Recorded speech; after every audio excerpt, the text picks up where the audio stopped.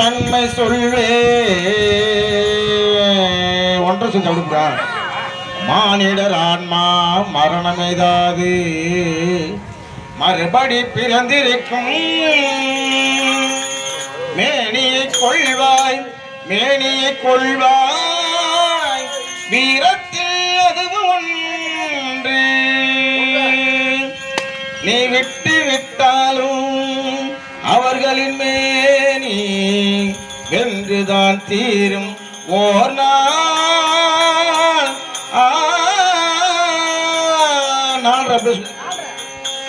என்னை அறிந்தாய் எல்லா உயிரும்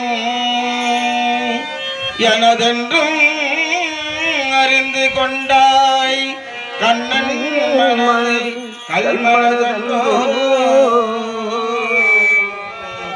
காண்டீபம் நழுவ விட்டாய் காண்டீபம் நழுவ விட்டாய் மன்னரும் நானே மக்களும் நானே மரம் செடி கொடியும் நானே சொன்னவன் கண்ணன் சொல்பவன் கண்ணன் துணிந்து நில் தர்மம் புண்ணியம் இதுவென்று உலகம் சொன்னார் அந்த புண்ணியம் கண்ணனுக்கே சுதி போற்றுவர் போற்றலும் தூற்றுவார் தூற்றலும் போகட்டும் கண்ணனுக்கே கண்ணனே காட்டினான் கண்ணனே சாற்றினான் கண்ணனே கொலை செய்கின்றான் காண்டீபம் எழுக இக்கைவன்மை எழுக இக்களமெல்லாம் சிவக்க வாழ்க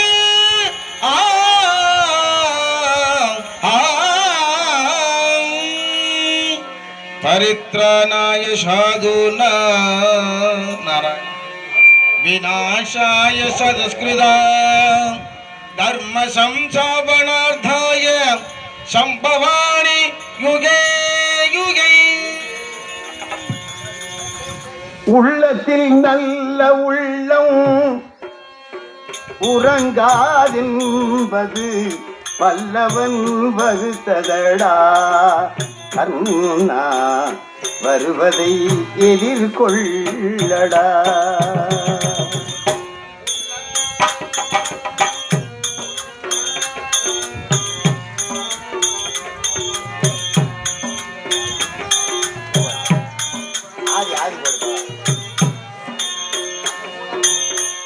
உள்ளத்தில் நல்ல உள்ளம் உறங்காதென்பது வல்லவன் வகுத்ததடா கர்ணா வருவதை எதிர்கொள்ளடா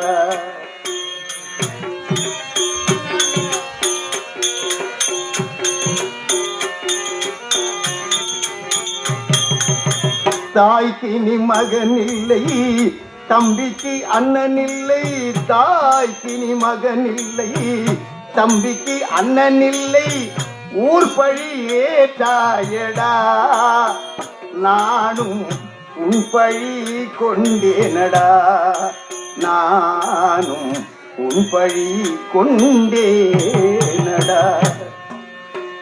உள்ளத்தில் நல்ல உள்ளம் உறங்காதென்பது வல்லவன் வகுத்ததடா கர்ணா வருவதை எதிர்கொள்ளடா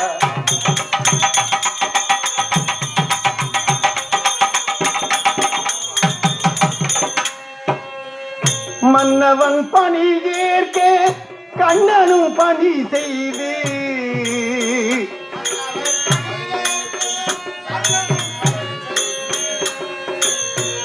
மன்னவன் பணி ஏற்க கண்ணனும் பணி செய்து உன்னடி பணிவானடா கர்ணா மன்னித்து அருள்வாயடா கர்ணா மன்னித்து அருள்வாயடா உள்ளத்தில் நல்ல உள்ளம் உறங்காதென்பது வல்லவன் வகுத்ததடா கண்ணா வருவதை எதிர்கொள்ளடா.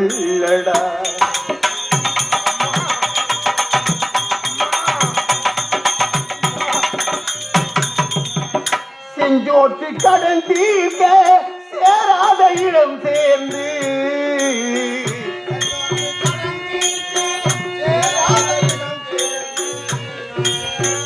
செஞ்சோற்று கடன் தீர்க்க சேராத இடம் சேர்ந்து வஞ்சத்தில் வீழ்ந்தாயடா கண்ணா. வஞ்சகன் கண்ணனடா கண்ணா, வஞ்சகன் கண்ணனடா. உள்ளத்தில் நல்ல உள்ளம் உறங்காதென்பது வல்லவன் வகுத்ததடா கண்ணா. வருவதை எதிர்கொள்ளடா. அம்மா அம்மா, நீர் ஆயுதபாணியாக இருந்த என்பது எந்த பாவியபானம் செய்து விட்டார்களே. ஐயா ஐயா, நமஸ்காரம் பண்றையா, நமஸ்காரம் பண்றையா. யார் அது? ஐயா, நான் ஏழை அந்தணன் ஐயா. வடக்கே வெகு தொலைவிலே இருந்து வருகிறேன் ஐயா.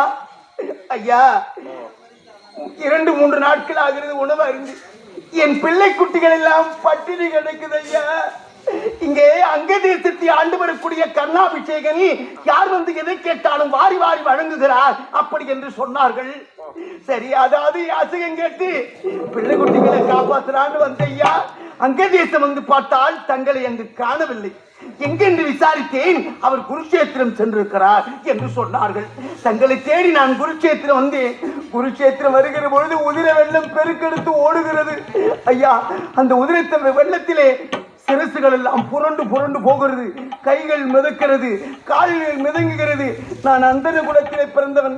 உதிரம் என்றால் எனக்கு பயம். என்ன செய்வது? பிள்ளை குட்டிகளை காப்பாற்ற வேண்டுமே என்ற ஒரு காரணத்திற்காக என் உள்ளம் நடுங்கி உடல் நடுங்கி எப்படியோ தங்களிடத்தில் வந்து நின்று விட்டேன் ஐயா. நமஸ்காரம் ஐயா, நமஸ்காரம்.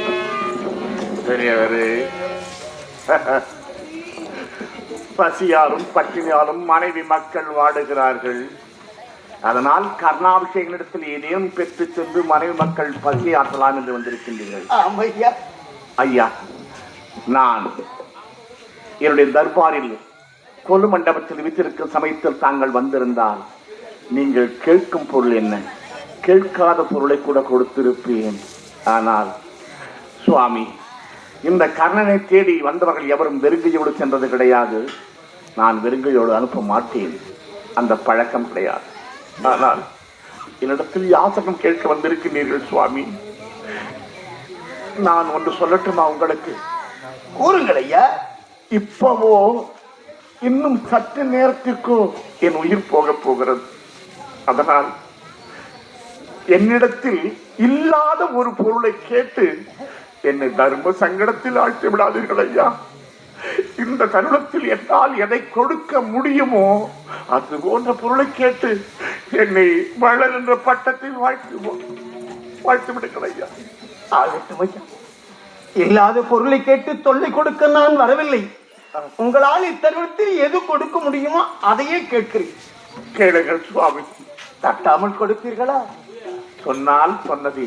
ஐயா, உங்கள் உடலிலே பாவம் யார் விட்ட பானமோ அளவில்லாது தைத்திருக்கிறது. அதை பார்க்கிற போது இன்னும் எனக்கு வேதனை அதிகமாகிறது. அதனாலே உங்களை பார்த்த உடனே எதை கேட்பது எதை விடுவது என்று அறியாது என் பசி எல்லாம் பறந்து போய்விட்டது ஐயா.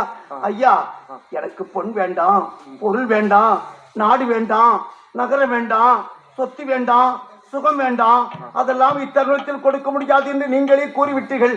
ஆகையினாலே ஒன்றே ஒன்று, நீங்கள் பிறந்து வளர்ந்து பேச தெரிந்த நாள் முதல் பாவம் புண்ணியம் என்று 2 இருக்கிறது என்பதை நீங்கள் உணர்ந்து பாவத்தை செய்யாமல் புண்ணியத்தை எப்போது செய்ய ஆரம்பித்தீர்களோ அன்று முதல் இன்று வரை நீங்கள் செய்த புண்ணியம் அனைத்தும் அதை யான் செய்ததாக எனக்கு தாரை பார்த்து கொடுக்கிறீர்களா?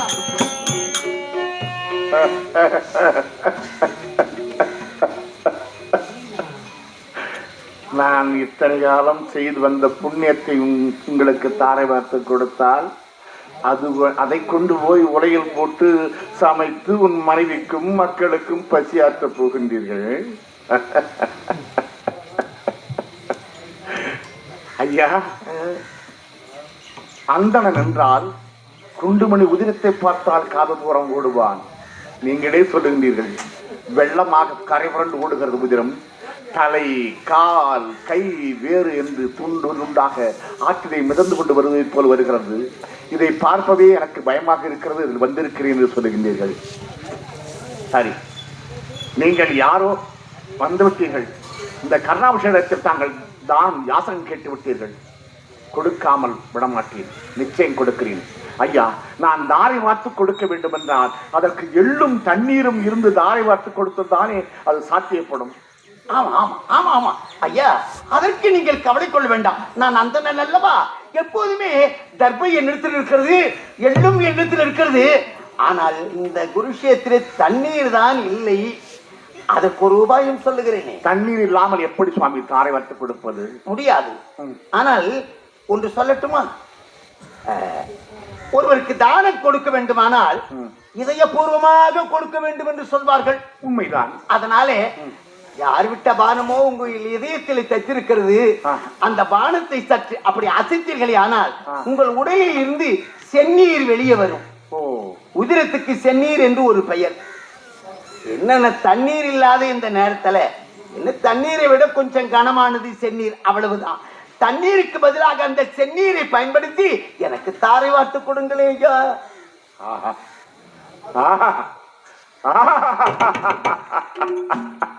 ஐயா, எங்கே என்னால் கொடுக்க முடியாத ஒன்றை கேட்டு என்னை சங்கடத்தில் ஆட்சி விடுவர்களோ நினைத்தேன். கர்ணாபிஷேகன் இறக்கும் போது கூட கொடுத்து விட்டு தான் இறந்தார் என்ற பெயர் எனக்கு கிடைக்க வேண்டும் என்று நினைத்தீர்களே. ஆகட்டும் சுவாமி, அப்படியானால் உண்மைதான், நீங்கள் சொன்னது உண்மைதான். ஒருவருக்கு கொடுக்க வேண்டும் என்றால் இதயபூர்வமாக கொடுக்க வேண்டும். அதனால்தான் என் இதயத்தில் தைத்திருக்கும் அம்பை அசைத்து அதிலிருந்து வரும் குருதி என்று சொல்லக்கூடிய செந்நீரை வழித்து எடுத்து நான் உங்களுக்கு தாரை வார்த்து கொடுக்கிறேன் ஐயா, கொடுக்கிறேன். ஆவியோ நிலையில் கலங்கியது, யாக்கை அகத்ததோ புறத்ததோ அறியேன், பாவியேன் விரும்பும் பொருளை எல்லாம் கொடுக்கும் பக்குவம் தன்னில் வந்தலையா.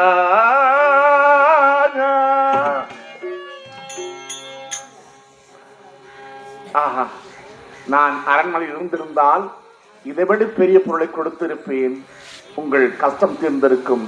ஆனால் இப்பொழுது வந்து புண்ணியத்தை வாங்கி செல்ல வந்திருக்கிறீர்கள். ஆஹா, ஆகட்டும் சுவாமி, ஆகட்டும், அப்படியே தருகிறேன். இதோ பூவில் வாழ எனும் புறந்தரனும் நிகரில்லை, அதனால் புண்ணியம் அதனினும் பெரிதோ, புண்ணியம் அதனினும் பெரிதோ. ஐயா, எனக்கு ஒரு சந்தேகம் ஐயா. என்ன சந்தேகம்? இந்த ரணகளத்தில் தாங்கள் வந்திருக்கின்றீர்களே, உங்களை நான் யார் என்று தெரிந்து கொள்ளலாமா ஐயா? தெரிந்து கொள்ளலாம். அதற்கு முன்னாடி ஒரு வார்த்தை சொல்லுங்கள். சாகும் தருவாயில் கூட பிறருக்கு கொடுக்க வேண்டும் அந்த மனதில் இருந்து நீங்கள் தளரவில்லை. நீங்கள் செய்த புண்ணியம் அனைத்தும் கேட்கிறீர்கள், அப்படியே இல்லை என்று சொல்லாது கொடுக்கின்றீர்களே, உங்களுடைய பெருமையே பெருமை. உயிர் போகும் தருவாயில் எல்லோருக்கும் கடைசியாக ஒரு ஆசை ஏதாவது ஒன்று இருக்கும். அந்த ஆசையை நிறைவேற்றுவதுதான் சால சிறந்தது. ஒருவன் குற்றம் செய்துவிட்டு நீதிமன்றத்துக்கு போனால் கூட தூக்கு தண்டனை கொடுக்கும் போது கூட அந்த ஆசையை நிறைவேற்றி விட்டு தான் அவனுக்கு தண்டனை கொடுப்பார்கள். அதனால உயிர் போகும் தருவாயில் உங்களுக்கு ஏதாவது ஒரு ஆசை இருந்தால் அதை என்னிடத்தை வரமாக கேட்டு பெற்றுக் கொள்ளுங்களேன். ஓ, இல்லை என்று சொல்லாது வாரி வழங்கிய வல்லவையாகிய கர்ணன் ஆகிய நான் இதயபூர்வமாக உங்களுக்கு நான் தானம் கொடுத்ததால் உங்களுக்கும் தானம் கொடுக்க வேண்டும் என்ற எண்ணம் வந்து விட்டது போல் இருக்கிறது. ஐயா பெரியவரே, நீங்கள் யார் என்று நான் மனதில் உணர்ந்திருக்கிறேன் தவிர கண்ணால் பார்க்க முடியவில்லை. உனக்கு ஒரு சந்தேகம் வரும். யாசகம் கேட்டு வந்த அந்தனர், ஒரு வேதியர், உனக்கு கடைசி ஆசை இருந்தால் வரமாக கேட்டு பெற்றுக்கொள் என்று சொல்லுகிறாரே, வரம் கொடுக்கும் அளவிற்கு இவர் என்ன ஆண்டவனா இறைவனா? அப்படி என்றால் இவர் யார் என்று ஒரு சந்தேகம் வருகிறது. உண்மைதான். அதுதானே? ஆமா சுவாமி. என்னை நன்றாக உற்று நோக்கி பார், நான் யார் என்று உனக்கு தெரியும்.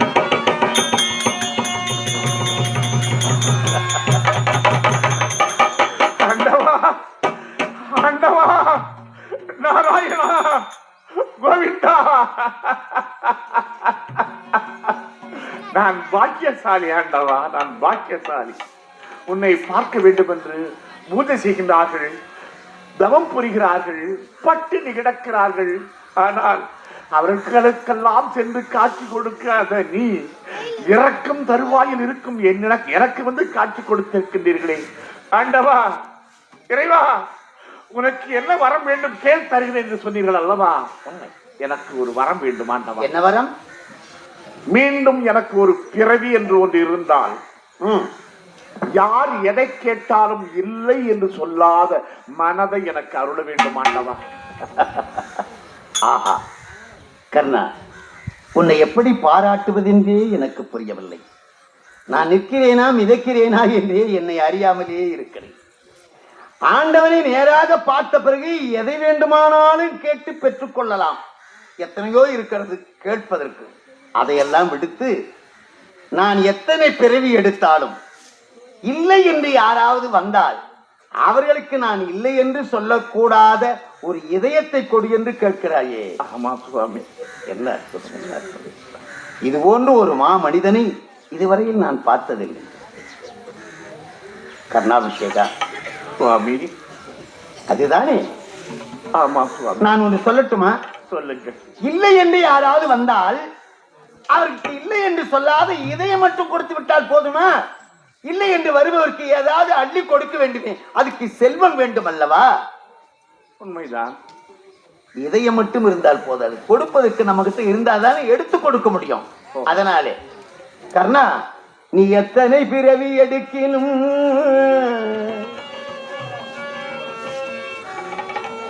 நீ எத்தனை பிறவி எடுக்கினும்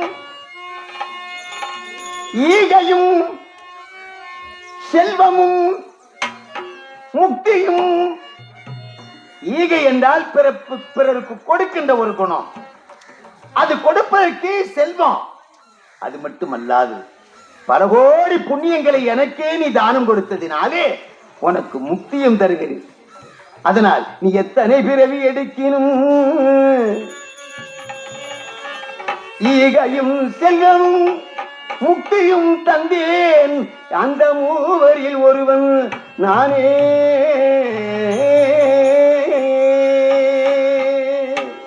ஆண்டவா, ஆக்கல் அழித்தல் அழித்தல் என்று சொல்லக்கூடிய முத்தொழிலையும் செய்யும் மும்மூர்த்திகளிலே யாரும் ஒருவன். உனக்கு ஈகையும் தந்தேன், செல்வமும் தந்தேன், முக்தியும் தந்தேன்.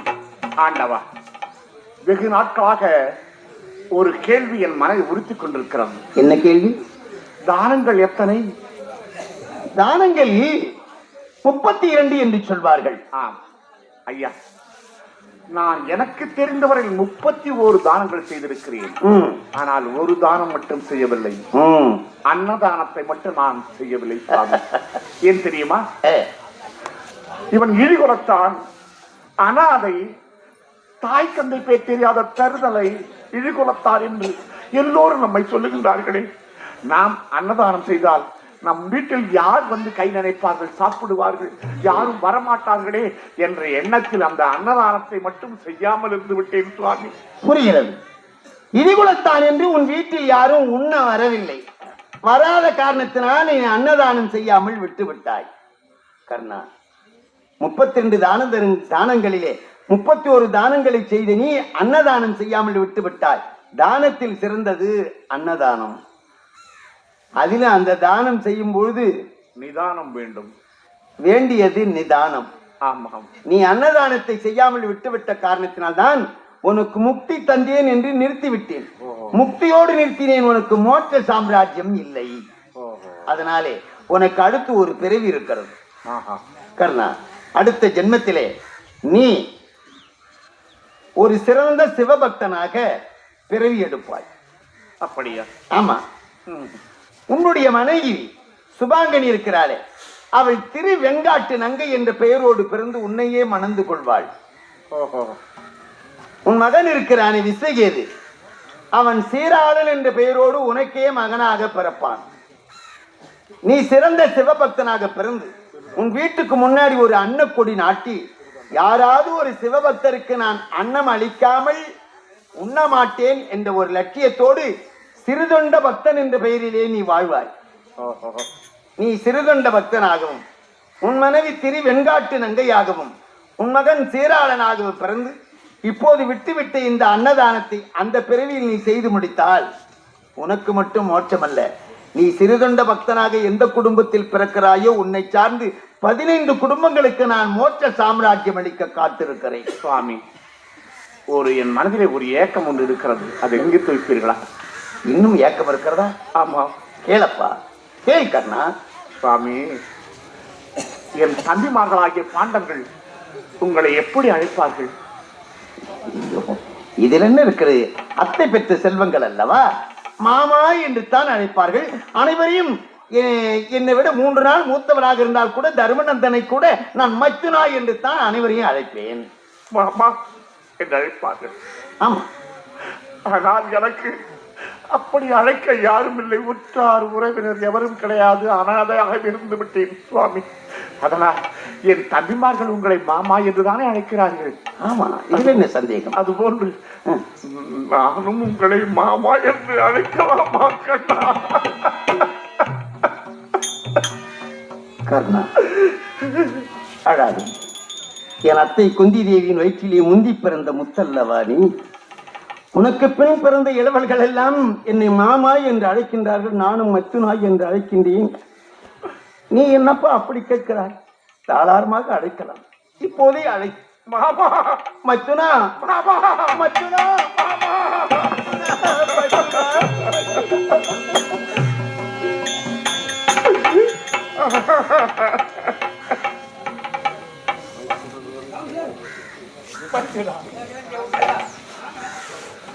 மச்சுனன் உரைத்த வாய்மொழி கேட்டு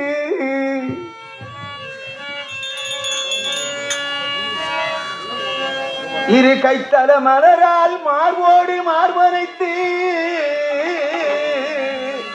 இரு கைகால் மார்போடு மார்பனைத்து. கர்ணா, இந்த உலகத்திலே எத்தனையோ ஆயுதங்கள் இருக்கிறது. அந்த ஆயுதங்களெல்லாம் சங்கு சக்கராயத்தை பிடித்து நான் பகைவர்களை கொன்று குவித்தவன். ஆனால் அந்த நாள் ஆயுதங்களை விடுத்துவிட்டு நல்லோரை காத்து ரட்சித்த என் கரம் இருக்கிறதே, இதுதான் சிறந்த கரம். இந்த உலகத்திலே மல்லி, முல்லை, இருவாட்சி, கோங்கு, மந்தாரி, வெட்டிவேர், பாரிஜாதம் என்று சொல்லக்கூடிய மலர்களை கூடை கூடையாக கொண்டு வந்து உன் பாதத்தில் கொட்டினால் கூட நீ செய்த புண்ணியத்திற்கு அதற்கு ஈடாகாது. ஆகவே மச்சுனன் உரைத்த வாய்மொழி கேட்டு என் கைத்தல மலரால் உன்னை மார்போடு மார்பனைத்து, கைத்தல மலரால் மார்போடு மார்பனைத்து.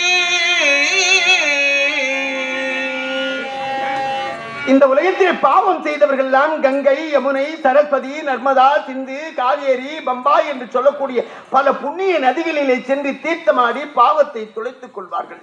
அந்த புண்ணிய நதிகளின் தீர்த்தங்களை கொண்டு வந்து உன் மீது எவ்வளவு கொட்டினாலும் நீ செய்த புண்ணியத்திற்கு ஈடாகாது என்பதனாலே நீ மாமா என்று அழைக்கலாமா என்று என்னை கேட்ட உடனே அந்த கருணையால் என் கண்களில் இருந்து கண்ணீர் வந்தது. அந்த கருணை கண்ணீரால் உனை நீராட்டி, கண்ணீரால் நீராட்டி. நீ எத்தனை பிறவி எடுக்கணும், ஈகையும் செல்வமும் முக்தியும் தந்தேன், மூவரில் ஒருவன் நான்.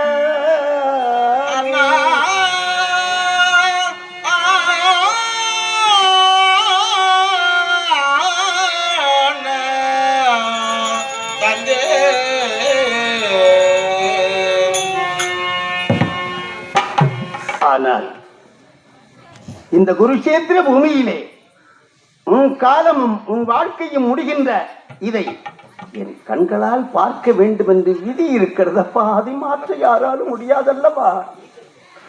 ஆண்டவா, மாமா வான் பெற்ற நதிகமலம் தாழ் வணங்க பெற்றேன். மதி பெற்றனின் திருவுளத்தால் மதிக்க பெற்றேன். சொல்வார்கள் ஆகாயம் கங்கையிலிருந்து ஆகாயத்திலிருந்து கங்கை உருவானது என்று. இல்லை மாமா, ஆண்டவனாகிய ஸ்ரீமன் நாராயணனாகிய உங்களுடைய பாதத்திலிருந்து கங்கை உருவானது. வான் பெற்ற நதிகமலம் தாழ் வணங்க பெற்றேன். மதிபெற்றனின் திருவுளத்தால் மதிக்க பெற்றேன். மதி என்றால் சந்திரன். உங்கள் உள்ளத்தில் அவன் இருக்கிறார் மார்பிலே. மதிபெற்றனின் திருவுளத்தால் மதிக்க பெற்றேன். நீ வாழ்க கர்ணா. முக்தியும் அதாவது உனக்கு மோட்சம் ஈகையும் செல்வம் அளித்தேன் என்று வாக்கிறீர்கள். அதனால் வான் பெற்ற நதிகமலம் தாழ் வணங்க பெற்றேன். மதிபெற்றனின் திருவுளத்தால் மதிக்க பெற்றேன். தேன் பெற்ற தூளாய் அலங்கள் கடபமார்பும் சந்தனமும் சவ்வாதும் பூசுகின்ற உங்கள் மார்பிலே குடியிருக்கின்ற மகாலட்சுமி உங்கள் மார்பில் குடியிருக்கார்கள். அப்படிப்பட்ட மகாலட்சுமி நிறைந்திருக்க அந்த மார்போடு என்னை கட்டி அடைத்து ஆசீர்வதித்தீர்களே மாமா.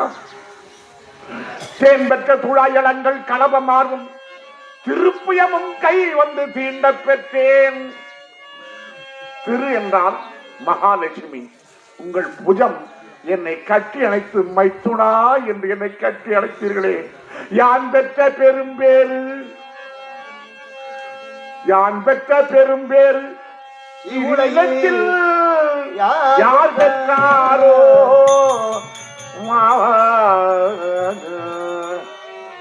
என்னை போன்று பாக்கியசாலி இந்த உலகத்தில் யார் மாமா இருக்கிறார்கள்? ஆண்டவரே வந்து என்னை கட்டி அணைத்து எனக்கு ஆசீர்வாதம் செய்கிறார் என்றால் அதை விட பெரும் பாக்கியம் ஏது மாமா?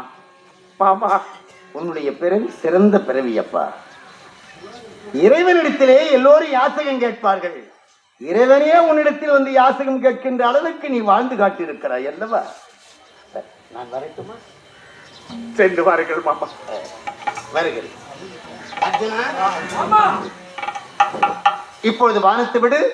இப்பொழுது வானத்தை விடு. இப்பொழுது வானத்தை விடு.